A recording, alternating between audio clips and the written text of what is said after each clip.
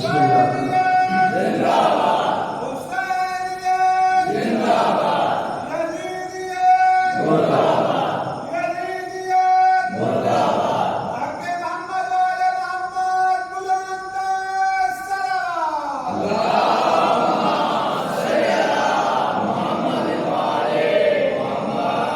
بسم اللہ الرحمن الرحیم. اللہم صل ولیک الحجۃ ابن الحسن صلواتک علیہ وعلی آبائہ فی ہذہ الساعۃ وفی کل ساعۃ ولیًا وحافظا وقائدا وناصرا ودلیلا وعینا حتی تسکنہ ارضک طوعا وتمتعہ فیہا طویلا. یا ابا محمد وآل محمد صلی علی محمد وآل محمد وعجل فرج آل محمد. اعوذ باللہ السمیع العلیم من الشیطان اللعین الرجیم. بسم اللہ الرحمن الرحیم. الحمد للہ رب العالمین. الصلاة والسلام علی سیدنا ونبینا وشفینا وطبیب قلوبنا مولانا مقتدانا ابی القاسم محمد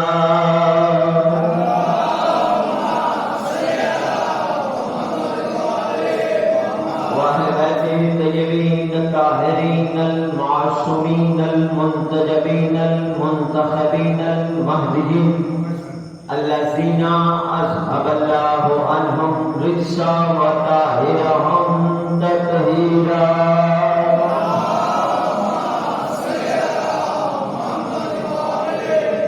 ولعنۃ اللہ علی اعدائہم ملعونین منافقین مقصرین اجمعین من یومنا ھذا الی یوم الدین. اما بعد فقد قال اللہ تبارک وتعالی فی محکم کتابہ المجید وفرقانہ الحمید وہو اصدق الصادقین. بسم اللہ الرحمن الرحیم. ان اللہ وملائکتہ یصلون علی النبی یا ایھا الذین آمنوا صلوا علیہ وسلموا تسلیما.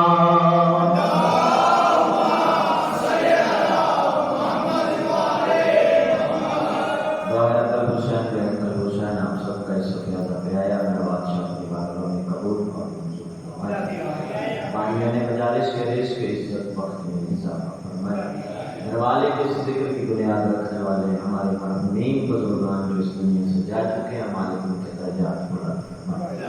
میرے بادشاہ میرے بار میں آقا کو اذن ظہور عطا فرمائے. دعاؤں کی قبولیت کے لیے سہارا درود کریں مل کر بلند آواز سے.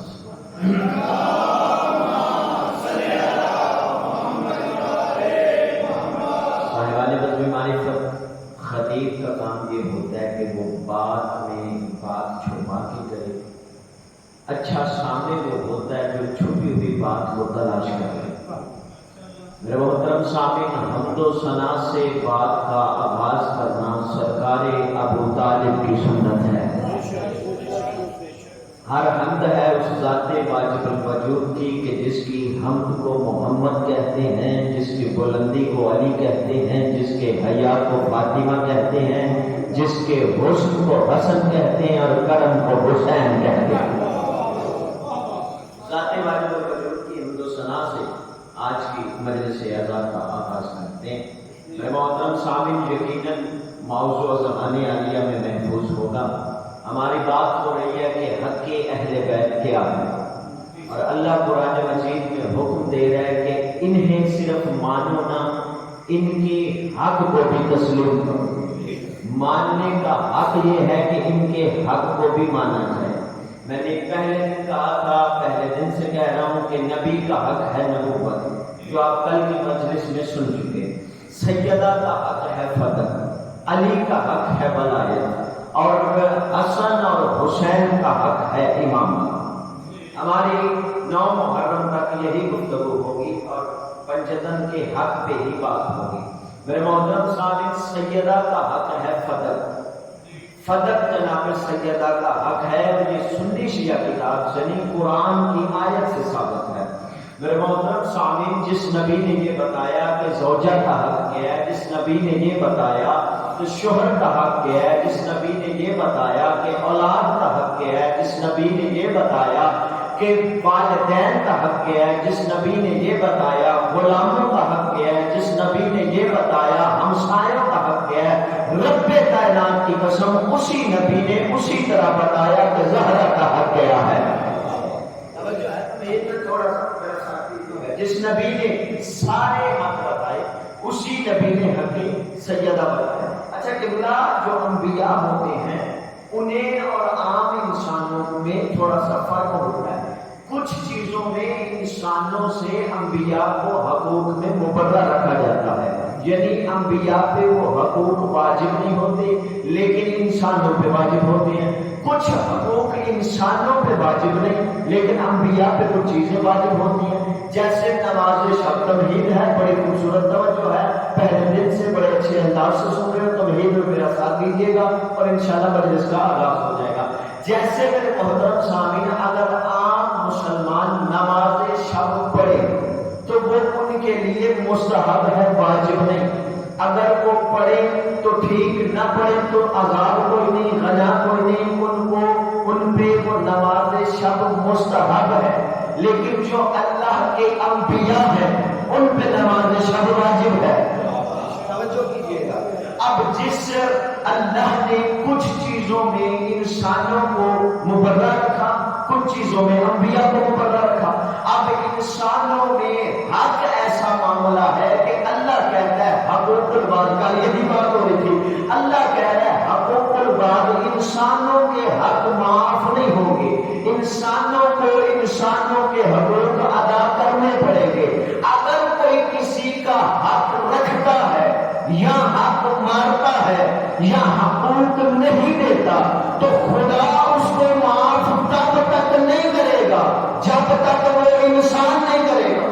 توجہ رکھیے گا، یعنی اللہ نے انبیاء کو بھی معاف حق میں نہیں کیا، انبیاء کو بھی حقوق میں معاف نہیں کیا۔ یہ حق ایسا معاملہ تھا کہ جو نبی دین پہنچا چکا تھا، اللہ کی شریعت پہنچا چکا تھا، نماز کے طریقے بتا چکا تھا، روزہ رکھنا سکھا چکا تھا، زکات دینا بتا چکا تھا، اس نبی سے پھر اللہ نے کہا وَآتَى ذِی الْقُرْبَى حَقَّهُ، اپنے قرابت داروں کا حق بھی ادا کر۔ کیا کہے گا جاننے والا؟ اپنے قرابت داروں کا حق بھی ادا کرو، یعنی اللہ نے حق ایسا معاملہ ہے جس میں اپنے نبی کو بھی معاف نہیں کیا۔ اب نبی سے کہا حق دو، اب 72 نہیں 73 فرقے کے علماء کی کتابیں موجود ہیں۔ برادران اسلام کے علامہ جلال الدین سیوطی نے اپنی تفسیر در منصور میں لکھا، تفسیر گلدستہ والے نے لکھا، جب یہ آیت آئی، اب اس آیت میں لفظ ہے حق کا ہو، حق ادا کرو۔ بھائی اس میں حق کسی لفظ کو چھپا کے نہیں کہا، اللہ نے باقاعدہ حق کا لفظ استعمال کر کے بتایا کہ باقی سب چیزیں ایک طرف، یہ حق فاطمہ اتنا اہم ہے، اے مصطفیٰ اسے ادا کرو۔ اللہ نے کہہ کے ادا کروا کے بتایا کہ حق فاطمہ کیا ہے۔ چاہیے کہ جانے والا تمہید ہے جس چیز کے لیے میں محنت کر رہا ہوں۔ اب نبی پہ جب یہ آیت نازل ہوئی، نبی نے اس کے فوراً بعد جلال الدین سیوطی نے لکھا، نبی نے فدق جناب سیدہ کے نام لکھ دیا، فدق جناب سیدہ کو دے دیا۔ اب جب نبی نے دے دیا تو ہوا یہ، نبی کے جانے کے بعد ہمارا مقصد کسی کی دل لگائی نہیں، ہمارا مقصد غداری ہے، ہم کسی کا دل نہیں توڑتے، ہمارے علی نے بت توڑے تھے، دل نہیں توڑے تھے۔ اللہ اب میرے محترم سامعین، نبی نے فتح سیدہ کو دے دیا۔ اب نبی کے جانے کے بعد جو سیدہ کو نبی نے فتح دیا تھا، حق تھا سیدہ کا، نبی کے جانے کے بعد وہ فتح امت نے لے لیا، نبی نے دیا، امت نے واپس لیا۔ اب جب امت نے واپس لے لیا تو سیدہ اپنا حق لینے کے لیے دربار میں گئی۔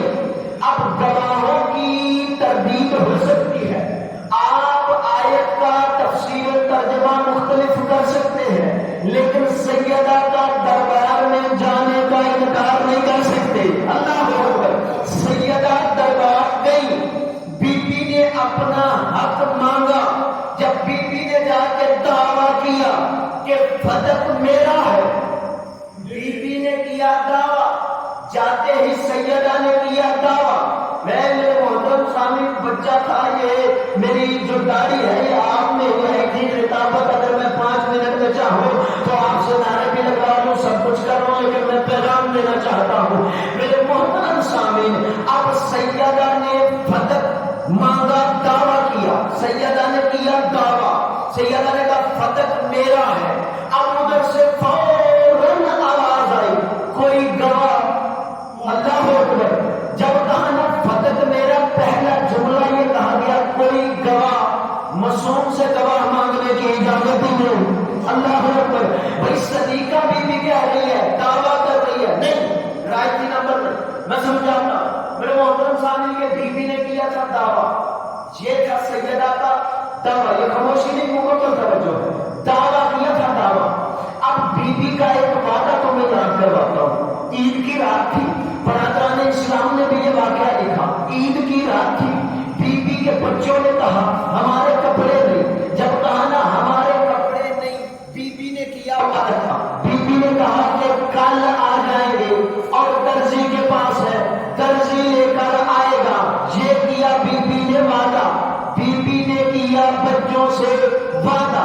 اب میرے محترم سامنے بندے کہتے ہیں شیعہ یہ غلط بات کہتے ہیں، جب بی بی نے کسی کو درزی کو کپڑے دیے نہیں، بازار سے خریدے نہیں، تو یہ دعویٰ کیسے کر دیا، یہ وعدہ کیسے کر دیا کہ جب کل درزی کپڑے لے کر آئے گا؟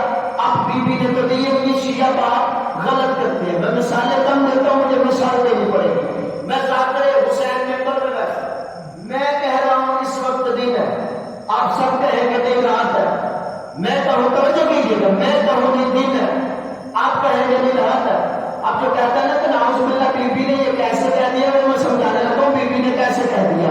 ہم محترم سامنے، میں کہوں نہیں دن ہے، آپ کہیں گے نہیں رات ہے، میں کہوں نہیں میں ممبر پہ بیٹھا ہوں جھوٹ بولوں گا، اس وقت دن ہے، آپ کہیں گے نہیں رات ہے، میں کہوں گا نہیں دن ہے، تو آپ کہیں گے بتاؤ کیسے، تو میں کہوں گا اگر کوئی بیرون ملک کوئی رہتا ہے، کوئی کینیڈا وغیرہ میں رہتا ہے تو فون کرو، وہاں پہ دن ہے، پتہ چلا جس کی نظر جہاں تک جائے، حیران ہو جانا، جس کی نظر جہاں تک جائے، جس کی نظر سخانہ باجوہ کی گلیوں میں رہی، اس نے مجھے غلط سمجھا، جس کی نظر دور تک گئی اس نے صحیح سمجھا، یہی وجہ ہے جس کی نظر مدینے کی گلیوں میں رہی اس نے سیدہ کی بات کو غلط سمجھا، اور جس کی نظر در جنت میں چلی گئی،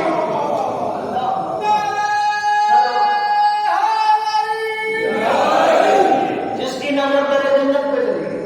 اب بی بی نے کیا تھا وعدہ کہ کل کپڑے آئیں گے، صدیقہ نے، میں بتانے لگا ہوں کتنی سچی بی بی ہے۔ اب بی بی نے کیا تھا وعدہ، اب اگلے دن ہوا یہ کہ آواز توحید آتی ہے، اے رضوان جنت جاؤ، درزی بن کے صدیقہ بی بی کی صداقت کو بچاؤ، جاؤ جنت بن کے، جاؤ جنت کے رضوان جنت، جاؤ تیرے زہرا پہ اور کپڑے لے کے جاؤ، ایک جوڑا حسن کا ایک جوڑا حسین کا، ادھر درزی کپڑے لے کے آئے، اور درزی عام نہیں فرشتے تھے، درزی عام نہیں فرشتے تھے، بیٹھے فیصلہ ہو گیا، یہ تھا بی بی کا وعدہ۔ تو مجھے بول کے بتاؤ، جس بی بی کا وعدہ اتنا سچا ہو اس کا دعویٰ کتنا سچا ہو۔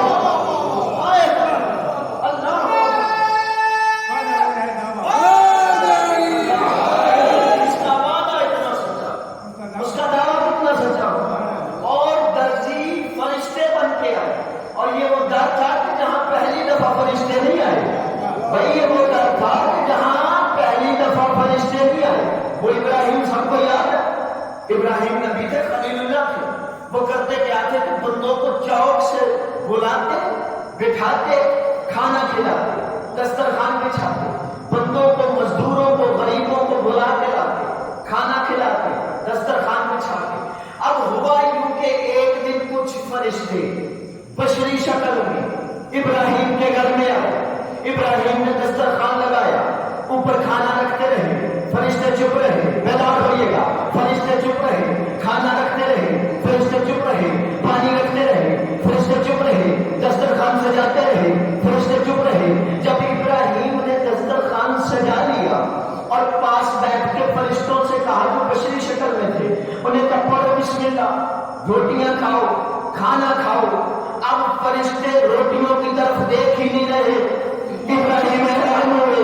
اب قبلہ جو بندہ ہمارے پاس مہمان آئے, ہم گھر جائیں, اس کے لیے پانی لائے, کھانا لائے, سب کچھ اس کے سامنے رکھے, اور جب رکھ دیں بیٹھ جائیں اور اسے کہیں بسم اللہ پڑھو, اور وہ کہیں میں نے نہیں کھانا, تو پھر آپ کا جو مزاج ہوگا ابراہیم کا بھی یقیناً وہی ہوگا.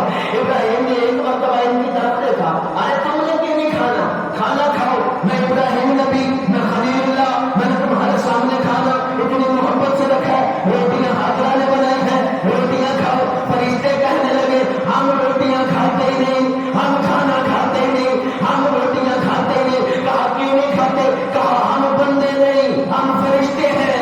ہم بندے نہیں, ہم فرشتے ہیں, ہم روٹیاں نہیں کھاتے. میرے عزیز و جاننے والے مولا, ہم روٹیاں نہیں کھاتے. اب یہ منظر ہے خلیل اللہ کے گھر کا. ایک منظر تمہیں بتاؤ حبیب اللہ کے گھر کا. یہی فرشتے دن مہینوں میں بدلے, مہینے سالوں میں بدلے, سال صدیوں میں بدلے, کہ ایک وقت آ گیا یہی فرشتے جو خلیل اللہ کے گھر کا کھا نہیں نہ رہے تھے, یہ حبیب اللہ کی بیٹی کے دروازے پہ آئے, آ کے کہہ رہے تھے ہم غریب ہیں, ہمیں روٹیاں دے دو, ہم فقیر ہیں, ہمیں روٹیاں دے دو, ہم اسیر ہیں, ہمیں روٹیاں دے دو. بھائی یہ روٹیاں لے کر جاتے رہے. فرشتوں نے بتایا, فرشتے جو کریں وہ عبادت ہوتا ہے. فرشتوں نے در زہرا سے مانگ کر یہ سمجھایا کہ زہرا کے دروازے سے مانگنا بدعت نہیں, عبادت ہے.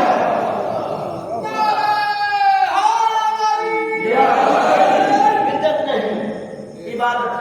اب بی بی نے کیا دعویٰ, بڑے ہی خوبصورت سے انداز میں توجہات میری جان رکھیے. بی بی نے کیا دعویٰ کہ فتح میرا ہے. ادھر سے آواز آئی کوئی گواہ. بی بی نے گواہی دی حسن اور حسین کی. معصومہ نے گواہی دی دو معصوموں کی. جب بی بی نے گواہی دی, دو معصوموں کی گواہی پیش کروائی, تو پتہ کیا بات کہہ کے رد کی گئی, جی ماں کے حق میں بیٹوں کی گواہی قبول نہیں ہوتی. اب کہنے والوں نے کہہ دی, میں نے بالکل نئے انداز سے پڑھنا ہے, کہنے والوں نے کہہ دیا فاطمہ کے خلاف کہ ماں کے حق میں بیٹوں کی گواہی نہیں مانی جاتی, لیکن یہ بات چلی گئی مریم کے خلاف. آئے میں پڑھنا چاہتا ہوں, آپ سننے نہیں چاہتے. میرے محترم سامعین, بات چلی گئی مریم کے خلاف. قرآن کا آئینہ ہے, محترم سا بچہ ہے, ایک محترم سی بی بی ہے جناب مریم. وہ اپنے عیسیٰ کو اٹھا کے جب باہر آئی تو دیکھا عیسیٰ کو کافروں نے دیکھ کے کہنے لگے نہ تیرا باپ ایسا تھا, نہ تیری ماں ایسی تھی, یہ شوہر کے بغیر بچہ کہاں سے آیا. کہ مریم کے ہونٹ تھر تھر آئے, آنکھوں میں آنسو آئے. ابھی جناب مریم بولنی نہیں تھی کہ آواز کبریا آتی ہے, مریم تم چپ رہو گی, تم نہیں بولو گی, تمہاری گواہی میں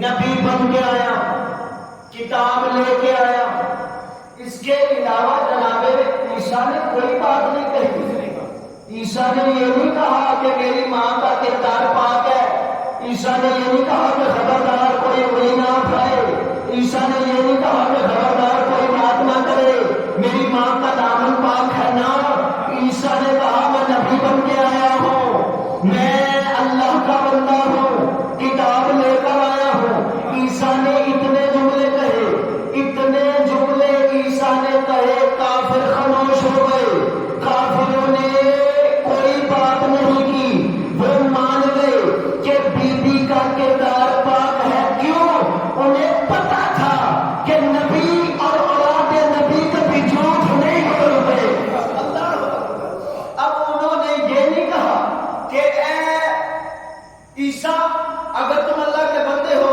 تو بندگی دکھاؤ اگر نبی ہو تو کتاب دکھاؤ اگر تم نبی ہو تو نبوت دکھاؤ کوئی معجزہ دکھاؤ اگر تم کتاب لے کر آئے تو پڑھ کے سناؤ نہیں وہ خاموش ہو گئے انہوں نے کوئی بات ہی نہیں کی عیسیٰ سے گواہ مانگی نہیں عیسیٰ کی گواہی پہ وہ خاموش ہو گئے مریم نے عیسیٰ کی گواہی پیش کی کافر خاموش ہو گئے کافروں نے شک نہیں کیا معصوم کی معصومہ کی گواہی معصوم نے دی کافروں نے شک نہیں کیا اب اگر آپ کی توجہ ہو تو جملہ کہے حسنین باجوہ جملہ آپ نے توجہ نہیں کی مریم کے بیٹے نے جس مجمع میں گواہی دی وہ مسلمانوں کا نہیں کافروں کا مجمع تھا محمد کی بیٹی کے بیٹے نے جس مجمع میں گواہی دی وہ کافروں کا نہیں مسلمانوں کا مجمع تھا تو پھر مجھے جملہ کہنے دو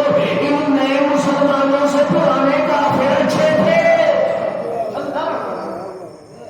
نئے مسلمان بیٹی نے دعویٰ کیا اب فوراً اس سے اختصار نہ نہیں کر سکتا اب فوراً میرے محترم سامنے جب بی بی کا انہوں نے کہا کہ گواہی مکمل نہیں ماں کے حق میں بیٹوں کی گواہی نہیں مانی جائے گی پھر بی بی نے دوسری بات کی بی بی نے کہا میں مصطفیٰ کی بیٹی اپنے بابا کی وراثت لینے کے لیے آئی میں اپنے بابا کی وارث ہوں میرا حق ہے مجھے دیا جائے اب بندے خاموش ہوئے اور یہ تاریخ میں سچی بات لکھی ہے کہ بی بی 4 گھنٹے کھڑی نہیں تو بی بی نے مقدمہ لڑا ہے بی بی نے بات کی ہے بی بی نے کوئی فیصلہ کیا ہے وہ فیصلہ کیا کیا ہے بڑی ہی جلدی آپ کے حوالے کروں جب یہ کہا نا بی بی نے کہ میں وراثت لینے آئی ہوں اپنے بابا کی وارث ہوں تو کچھ دیر چپ رہنے کے بعد بندوں نے پھر ایک جملہ کہا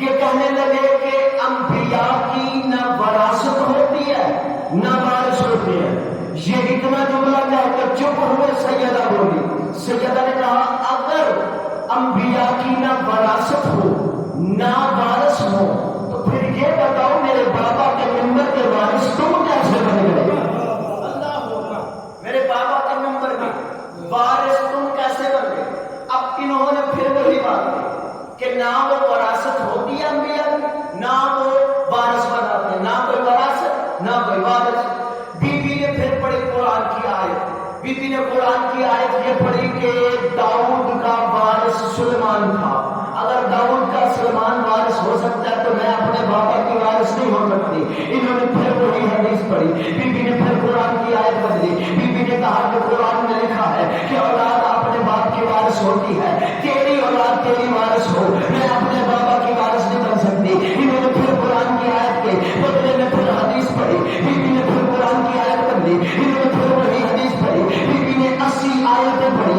آخر میں بی بی نے پڑھا بہت اثر کروا حقہ ہو ہر آیت کہتی ہے کہ یہ حق میرا ہے فضل میرا ہے میں نبی کی وارث ہوں حق میرا ہے یہ ہر آیت کے بدلے میں قرآن کی ہر آیت کے بدلے میں جب حدیث پڑھتے رہے نا تو بی بی نے ایک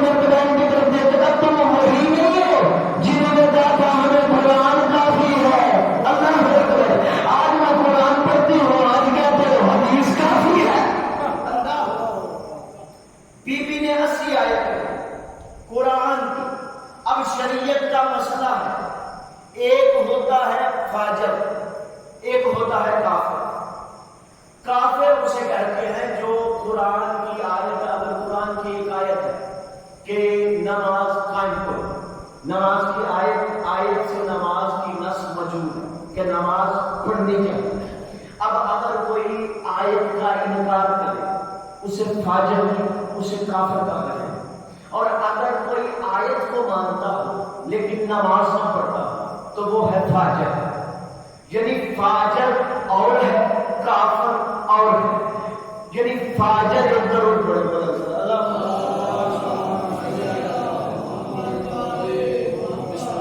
قبلہ کا آنا میرا جانا ہو گیا، انتہائی ٹائم کافی ہو چکا، انتہائی اختصار کے ساتھ آخری بات. فاجر قبلہ وہ ہوتا ہے جو آیت کا منکر نہ ہو لیکن عمل نہ کرتا ہو. کافر وہ ہوتا ہے جو آیت کا منکر ہو. بی بی نے 80 آیتیں پڑھ کے یہ فیصلہ کیا، بی بی نے اپنے حق پہ قرآن کی 80 آیتیں پڑھ کے فیصلہ کیا کہ جو میرے حق فدق کا انکار کرے اسے گناہگار نہ سمجھنا، وہ کافر ہے. اسے گناہگار نہ سمجھنا، وہ کافر ہے. بس اللہ چلا گیا رسول.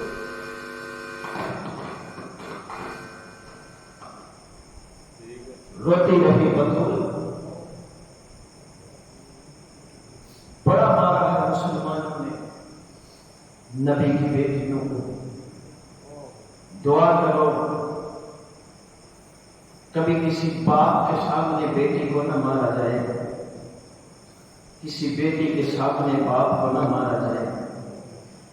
دعا کرو کسی بھائی کے سامنے بہن کو نہ مارا جائے، کسی بہن کے سامنے بھائی کو نہ مارا جائے. نہیں زندہ رہتے وہ باپ جن کے سامنے بیٹیوں کو تماچے لگتے رہتے. مسلمانوں نے بڑا ہی مارا ہے حسین کی سکینہ کو. بھائی کے سامنے بہن کو مارتے رہے، باپ کے سامنے بیٹیوں کو مارتے رہے. عزیزانو، ان بے غیرتوں نے کربلا کے میدان میں ہر اصول توڑ دیا. جو جنگلوں میں بھی رہتے تھے نا، ان کے بھی اصول ہوتے تھے. وہ جس گھر میں شادی ہوتی تھی، یہ عرب کا رواج تھا، جس گھر میں شادی ہوتی تھی نا، وہ شادی والے گھر سے جنگ نہیں کرتے تھے بلکہ صلح ہوتی تھی. اور صرف صلح نہیں ہوتی تھی، شادی میں شرکت بھی کرتے تھے. خدا کی قسم کربلا کے میدان میں انہوں نے ہر اصول توڑ دیا.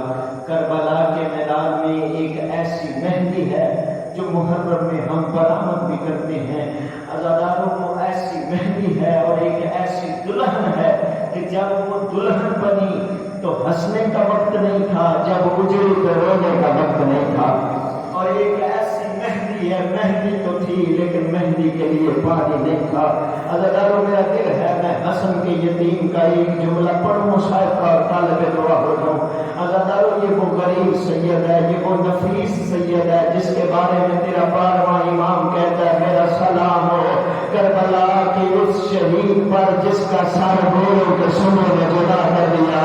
عزاداروں یہ کربلا کا وہ دلہا ہے، وہ غریب ہے کہ باقی شہداء میں سے جب شہید ہوئے تھے تو گھوڑے دوڑے تھے، حسن کا یتیم ابھی زندہ تھا، ان بے غیرتوں نے گھوڑے دوڑا